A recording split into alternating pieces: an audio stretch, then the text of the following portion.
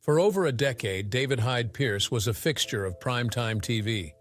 His portrayal of Niles Crane on Frasier wasn't just award-winning, it was iconic, earning him 4 Emmys and a lasting place in pop culture. But then, almost without warning, he disappeared from the spotlight. No scandals, no dramatic headlines, just a quiet step back. Fans were left wondering, was it burnout, a personal decision, or something happening behind the scenes? As the cameras stopped rolling, Pierce was already moving in a different direction, one that had little to do with Hollywood. So what drew him away from center stage? And why hasn't he returned? Stay tuned to find out.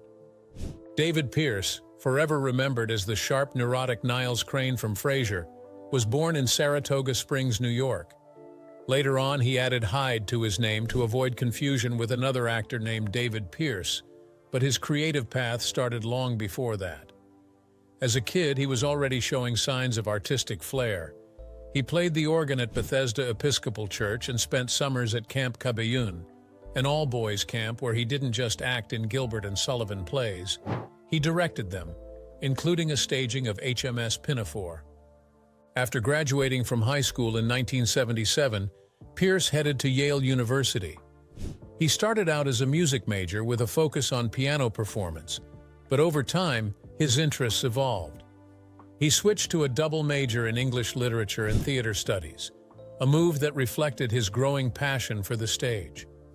At Yale, Pierce was deeply involved in campus theater. He acted, directed, and even led the Yale Gilbert and Sullivan Society's production of Princess Ida. By 1981, he had earned his Bachelor of Arts, leaving behind not just a diploma, but a trail of standout performances. With his degree in hand, Pierce moved to New York City, where he juggled various survival jobs, selling ties at Bloomingdale's, working as a security guard, while continuing to train as an actor at Michael Howard Studios. During this early chapter of his career, he landed the role of Laertes in an off-Broadway production of Hamlet opposite Kevin Kline, and in 1982 he made his Broadway debut in Beyond Therapy, a comedy by Christopher Durang.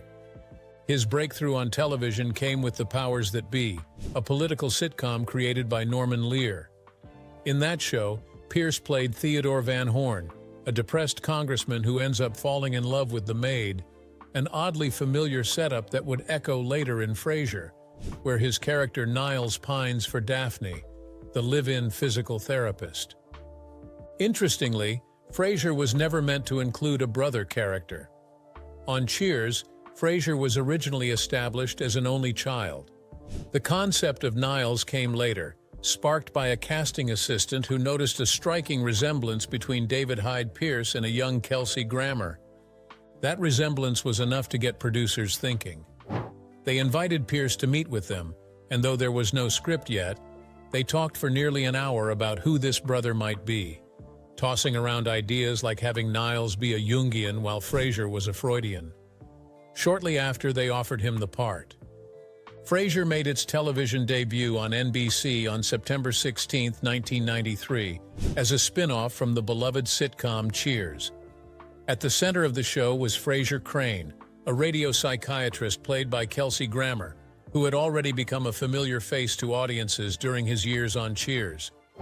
After his character left Boston, Frasier picked up with him, starting a new chapter in Seattle, Washington. Though the spin-off centered on a familiar character, it quickly carved out its own identity. While Cheers celebrated the lives of everyday working-class bar regulars, Frasier leaned into wit, sophistication, and a much drier sense of humor, more reminiscent of a British comedy than a typical American sitcom. The original intention for Frasier Crane's character on Cheers was fairly limited. He was meant to be a temporary love interest for Diane Chambers, played by Shelley Long, as a way to stir up conflict with her ex, Sam Malone, portrayed by Ted Danson. But viewers responded so positively to Frasier that the writers expanded his role into a series regular, even after Long's departure. By the time Cheers came to an end, Frasier had become such a standout character that a solo series felt like a natural next step. However, Frasier wasn't just a continuation, it was a reinvention. To make a clean break from the past, the new show wrote out Frasier's wife through a divorce and placed custody of their son Frederick solely with her. This narrative decision gave the spin-off freedom to avoid relying on the Cheers ensemble and instead build a fresh world around Frasier. In Seattle, Frasier's life was reimagined with a new cast of colorful characters. Central among them were his younger brother Niles Crane, portrayed by David Hyde Pierce, and their father Martin Crane, played by John Mahoney. Their family dynamic became the backbone of the show. Martin, a retired police detective with a blunt, no-nonsense personality, moved in with Frasier after a hip injury left him needing care. This setup created an immediate comedic clash. Frasier, a cultured, neurotic intellectual, constantly found himself at odds with his father's more grounded and practical outlook on life. Martin didn't move in alone. He brought along his scruffy dog, Eddie, who quickly became a constant thorn in Frasier's side. To help with Martin's care, Frasier hired Daphne Moon, an eccentric but warm-hearted physical therapist from England. It didn't take long for her to become part of the household and to catch the attention of Niles. Though married at the start of the series, Niles developed a quiet, smitten fascination with Daphne that slowly evolved into one of the show's most endearing and slow-burning storylines. At first glance, Frasier and Niles seem like mirror images. Both are psychiatrists, opera lovers, and passionate about fine wine and art. But as the series unfolded, their differences came into focus. Frasier, having spent years surrounded by the working-class regulars of a Boston bar, had at least a flicker of self-awareness. Niles, on the other hand, deeply entrenched in his privileged upbringing, remained blissfully unaware of just how pretentious he could be. As the New York Times once cleverly observed, Frasier knows they're being pretentious. Niles honestly doesn't. Not everyone in the fan base viewed Niles through rose-colored glasses. Some Reddit users have pointed out his flaws, his frequent lying, rude interruptions, and lack of support for his brother. Even Pierce himself once said in an interview that he probably wouldn't be able to stand Niles in real life. But others argue that those traits were essential to the show's humor. Without Niles's quirks, neuroses, and awkward social behavior, many storylines wouldn't exist at all. Over time, though, Niles evolved. His obsessive germophobia, his hilariously complicated relationship with the never-seen Maris, and his unspoken love for Daphne all began to evolve. Slowly, Niles showed real growth and vulnerability. Daphne, once just an unattainable dream, became his anchor, pulling him out of his anxious bubble and giving him the kind of emotional stability Frasier himself never quite managed. While the show bore Frasier's name, many fans argue it was Niles who gave it its true emotional core. From 1993 to 2004, David Hyde Pierce earned 11 straight Emmy nominations for Outstanding Supporting Actor in a Comedy Series, and took home 4 wins. In a Reddit fan poll, Niles was the runaway favorite, proving just how deeply he resonated with audiences. After Frasier wrapped, David Hyde Pierce took an unexpected turn, away from the sitcom world that made him famous and into the bright lights of Broadway. His first major move was joining the original cast of Spamalot in 2005, a musical spun from Monty Python and the Holy Grail and crafted by comedy legend Eric Idle. Sharing the stage with heavyweights like Tim Curry, Sarah Ramirez, and Hank Azaria, Pierce stepped into the role of Sir Robin, the same part Idle himself once played. It was a bold leap, but Pierce handled it like a seasoned pro. For someone fresh off 11 years of a hit TV comedy, it could have gone either way. But Pierce didn't just hold his own. He proved he belonged. He brought comedic timing, vocal strength, and real stage presence. It marked the beginning of a new chapter, one where theater would become more than just a side gig. It became a second act in his career. Just a year later, he landed a starring role in Curtains, a musical mystery comedy written by Rupert Holmes, with music by the iconic Kander and Ebb, the team behind Chicago. In Curtains, Pierce played Frank Ciaffi, a detective with dreams of Broadway stardom. The show itself received mixed reviews, but Pierce's performance stood out. Critics singled him out as the heart of the production, with the New York Times calling his work a breakout Broadway moment. He had great on-stage chemistry with co-stars like Deborah Monk and Frasier alum Edward Hibbert, and his comedic flair shined through. This role wasn't just a win, it firmly established Pierce as a theater star. With his rising stage profile, attention naturally turned toward his personal life, something he had kept carefully private throughout Frasier's run. Early interviews where he dodged questions about dating led to speculation, and in 2007, Pierce quietly confirmed that he was in a long-term relationship with writer and producer Brian Hargrove. There was no grand reveal, just a single line buried in a CNN article about his life, casually mentioning his partner. That same year, during his Tony Award acceptance speech for Curtains, he publicly thanked Hargrove in a moment that felt natural and genuine. Later, he explained that even he hadn't realized his sexuality at first. When he met Hargrove, they began simply as close friends, unaware they were both gay. They married in October 2008, just before same-sex marriage was temporarily banned in California.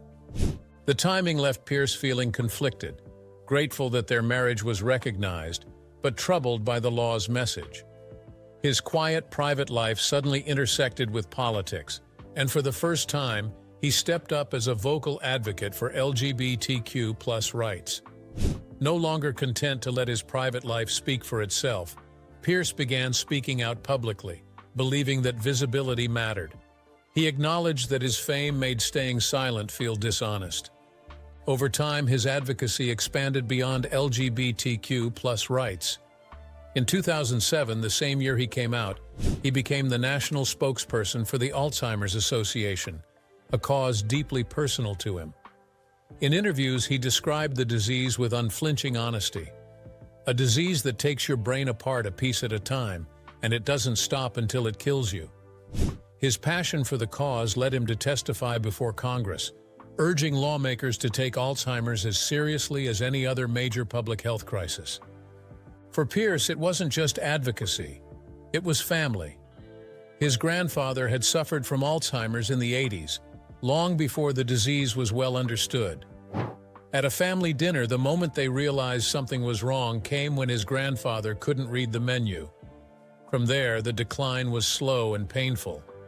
Once a quiet, chess-playing gentleman, his personality changed, and caring for him became nearly impossible.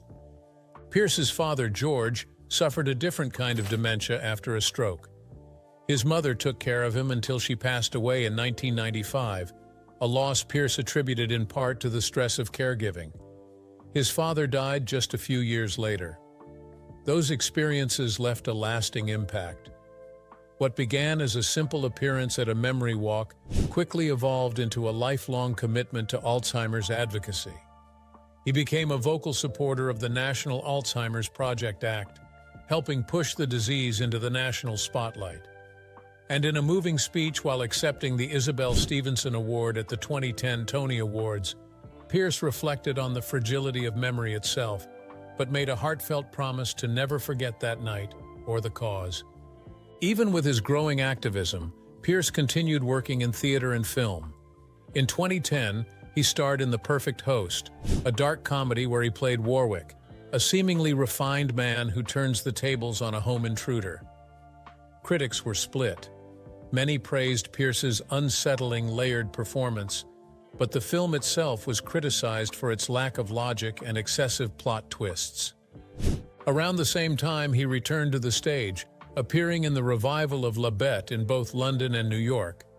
Then, he made his directorial debut with It Should Have Been You, a musical written by Brian Hargrove. The production premiered in 2011 and eventually made it to Broadway in 2015. Starring Tyne Daly, the show drew mixed reviews, praised for its heart and humor, though some found it a bit too old school. He followed that up with Ripcord, another off-Broadway production in 2015, which received strong praise for its sitcom-like fun. Then came When We Rise, the 2017 ABC miniseries chronicling the LGBTQ+ rights movement through the eyes of activist Cleve Jones. Pierce played Jones's father, a conservative doctor struggling to accept his son's identity. It was a layered, important role, and Pierce took it because he wanted to show how complicated and human that kind of parent could be. Interestingly, it was Cleve Jones himself who requested Pierce play the part. As it turns out, his father had been a fan of Frasier and admired the actor who played Niles. In 2017, Pierce also reprised his role in the cult comedy Wet Hot American Summer and made appearances in The Good Wife. But despite his continued presence on screen, Pierce remained a reluctant celebrity. In an interview that same year, he admitted that fame never quite fit him. Early in his career, a tabloid tricked his mother into giving an interview, pretending to be from the Boston Globe. Another time, photographers hid in trees just to snap photos of him walking his dog. Those experiences left a mark. Unlike many in Hollywood, Pierce never chased the spotlight. He just wanted to act.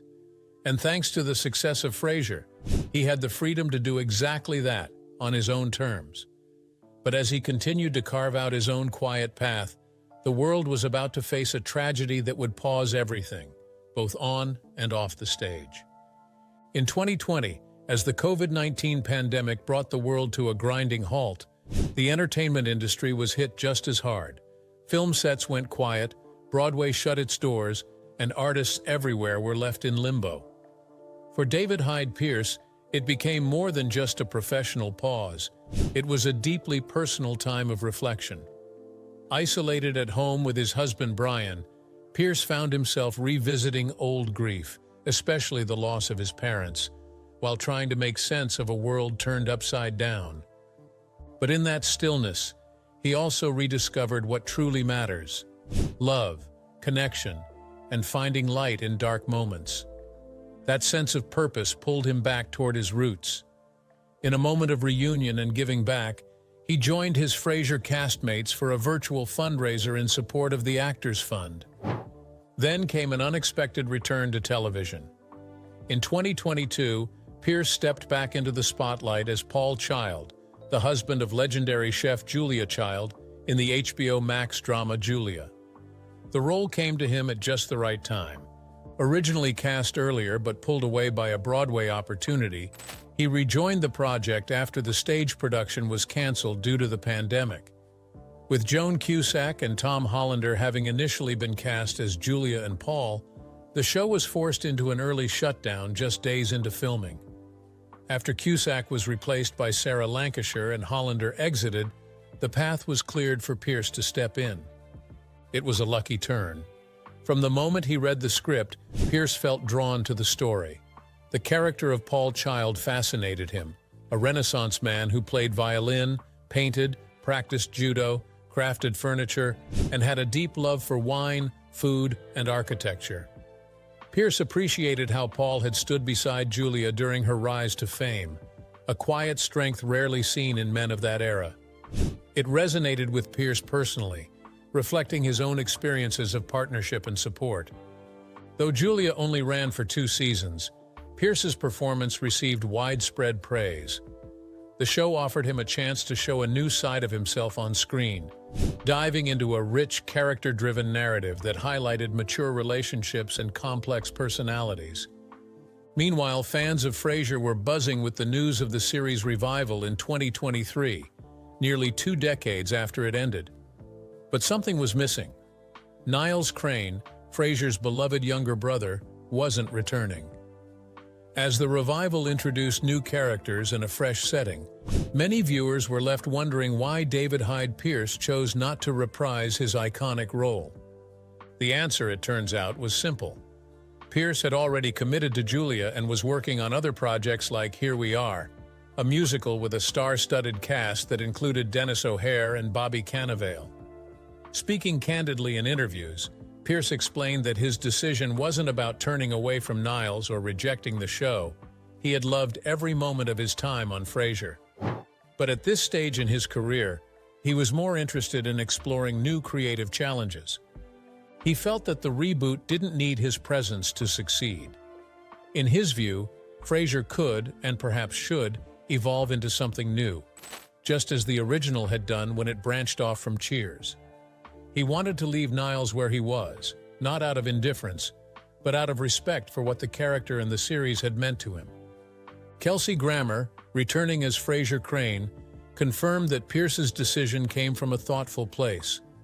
While producers had initially hoped to reunite the full Legacy cast, Pierce, Jane Leeves, Perry Gilpin, and the late John Mahoney, it didn't work out. Grammer saw it as an opportunity to launch a third act for Frasier, setting the character in a new city, surrounded by new faces, with new stories to tell. Despite the absence of Niles, his presence was still felt through his and Daphne's son, David Crane, played by Anders Keith.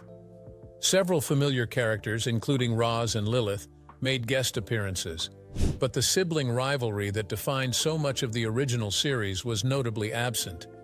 Still, Pierce hasn't closed the door completely. He's made it clear that while he doesn't want to return as a series regular, he's open to the idea of a guest appearance, if the right moment comes along. And Grammer agrees, saying that Pierce would be welcome back anytime.